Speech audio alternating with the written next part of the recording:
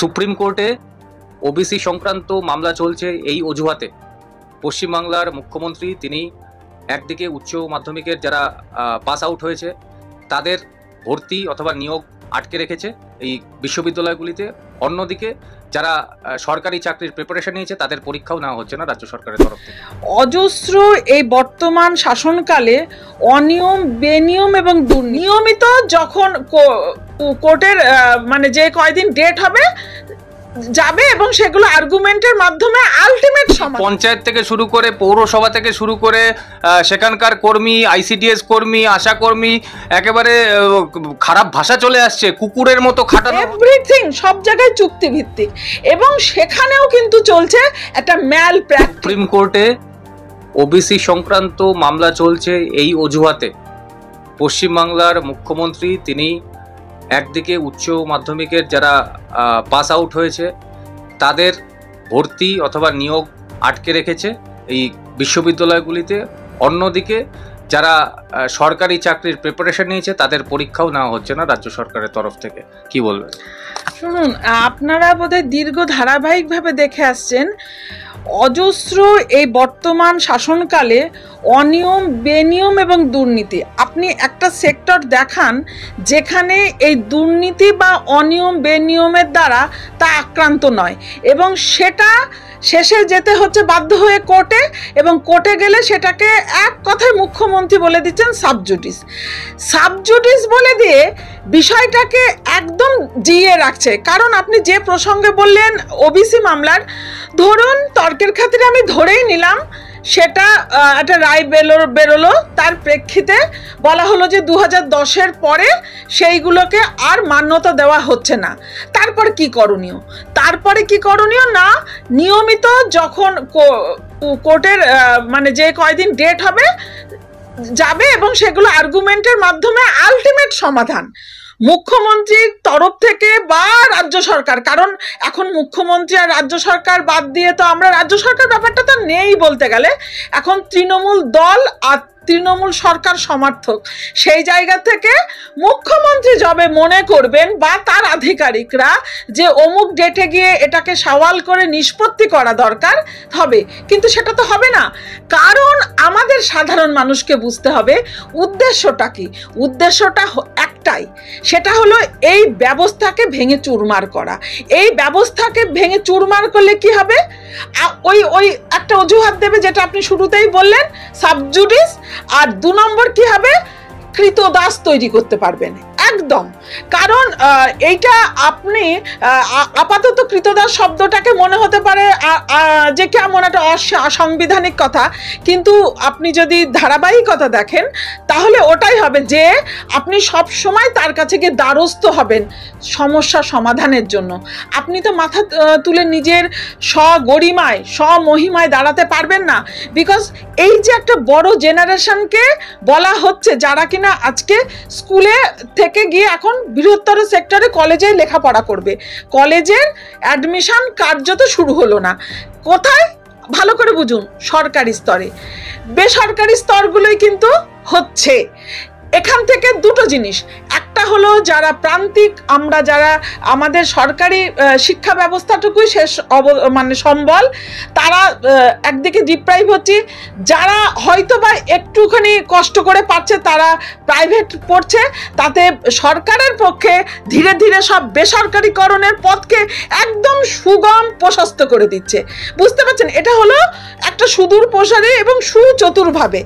আর 2 নম্বর যেটা হলো যে যারা আমাদের মতন সাধারণ ঘরে, দেখুন আজকে এই যে আপনার সামনে বলতে বসেছে, আমরা কিন্তু সব সরকারি ঘরে, আমরা খুব নিম্নবিত্ত নিম্ন মধ্যবিত্ত ঘরের ছেলে মেয়ে, এদের না আর কোনো অস্তিত্ব আপনি পাবেন না। এই আমাদের মতন যদি এখনকার দিন হয়, এখন তো হব পরিযায়ী শ্রমিক, না হলে ওই দেখবেন যেমন আমাদের মুখ্যমন্ত্রী তো বলেই দেয় কন্ট্রাকচুয়াল কর্মী, তো আরেক ধরনের দাসত্ব, কম পয়সায় মানুষকে খাটানো যায়। ওটা তো একটা দিক আছে, ওটার মধ্যে একটা দাসত্ব আছে। কারণ আপনি যখন কন্ট্রাকচুয়াল হবে, এত রাশ আছে, আপনি যদি আমার শর্ত না মানেন পরের দিন আপনাকে একদম ধাক্কা মেরে ফেলে দেওয়া হবে, ঠিক আছে আরেকজন নেবো। কারণ আনএমপ্লয়মেন্ট এতটা স্ফীত হয়েছে, একজনকে যদি কন্ট্রাকচুয়ালে অল্প টাকায় একটা কাজ করিয়ে নিতে পারে, আর আমি যদি সেটা নিয়ে সরব হই, আমাকে ধাক্কা মেরে সরিয়ে আরেকজনকে নিয়ে আসবে, তখন আমি ওই জায়গাটা ধরে রাখার জন্য আমি সোচ্চার হতে পারবো না। কারণ আমার ন্যূনতম যেটুকু রুজি রুটি, যেটুকু খিদে, হয়তো ওই সামান্য টাকা দিয়ে আমার মিটবে। এইরকম একটা ওইখানেই আমি বললাম কিভাবে দাসত্ব বা যাই বলি না কেন সেইটা কিভাবে তৈরি করছে একদম সুকৌশলে। আবার চাকরির পরীক্ষার ক্ষেত্রে ঠিক একই রকম। দিদি একটু যোগ করে দিই, পঞ্চায়েত থেকে শুরু করে পৌরসভা থেকে শুরু করে সেখানকার কর্মী, ICDS কর্মী, আশা কর্মী, একেবারে খারাপ ভাষা চলে আসছে, কুকুরের মতো খাটানো হয়, অল্প বয়সে তাদের পরিশ্রম করানো হয়। আপনারাই এগুলো নেন এবং পারেন, এবং আপনাদের কাছে প্রত্যাশা আমরা রাখি সাধারণ মানুষ। আপনি দেখবেন এক পার্শ্ব শিক্ষকদের ক টাকা করে দেওয়া হয়, আপনি দেখবেন একটা আশাকর্মীকে ক টাকা করে দেওয়া হয়। তারপরে এই যে গোড়া থেকে পঞ্চায়েত লেভেল বলুন বা কর্পোরেশন যেখানেই বলুন না কেন, বা সাফাই কর্মী বলুন, এভরিথিং সব জায়গায় চুক্তিভিত্তিক, এবং সেখানেও কিন্তু চলছে একটা ম্যাল প্র্যাকটিস। দেখুন অমিতবাবু, আপনারা খবর এগুলো আপনারাই করেন, দুর্নীতিটাকে কিভাবে এইভাবেও বাসা বাঁধিয়েছে। এই যে আপনি বলেন কন্ট্রাকচুয়াল চুক্তিভিত্তিক যখন কর্মী নেওয়া হচ্ছে, সেখানেও একটা কম্পিটিশন, সেখানেও দেখুন গিয়ে আপনারা খোঁজ নিয়ে কাট মানি, যেটা হলো ম্যানুপুলেশন চলছে।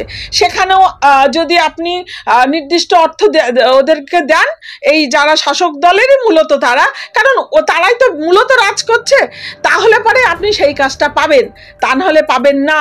আর যদি পান তাহলেও সেখান থেকে আপনাকে মাসোহারা দিতে হবে। এই ধরনের একটা প্যারালাল পরিকাঠামো তৈরি হচ্ছে। আবার আপনি একটা পঞ্চায়েতে বা মিউনিসিপ্যালিটিতে কাজ করতে যাবেন, সেখানেও গেলে পারে একজন আপনাকে এজেন্টের মারফত যেতে হবে, সেখানেও হয়তো আপনাকে কিছু অর্থ দিতে হবে। এবং আমরা সাধারণ মানুষ যারা, আমরাও কোথাও গিয়ে কিন্তু সেই চক্রে পড়ে যাচ্ছি। কিভাবে পড়ে যাচ্ছি দেখুন, যখন কিনা বলা হচ্ছে যে একটা সাধারণ কাজে যাচ্ছি, আমাকে হয়তো একটা অ্যাজ পার এক্সাম্পল বলা হলো যে 100 টাকা দিন, আপনাকে এই কাজটা করে দেবো। আমরা তখন কি ভাবছি যে আমি তো এই প্রসেস ছাড়া যেতে পারবো না, আমরা তখন কিন্তু আপোষ করছি। হ্যাঁ, আপোষ করছি, অর্থাৎ আমরা কিন্তু পরোক্ষভাবে দুর্নীতিকে কিন্তু এন্ডোর্স করে ফেললাম।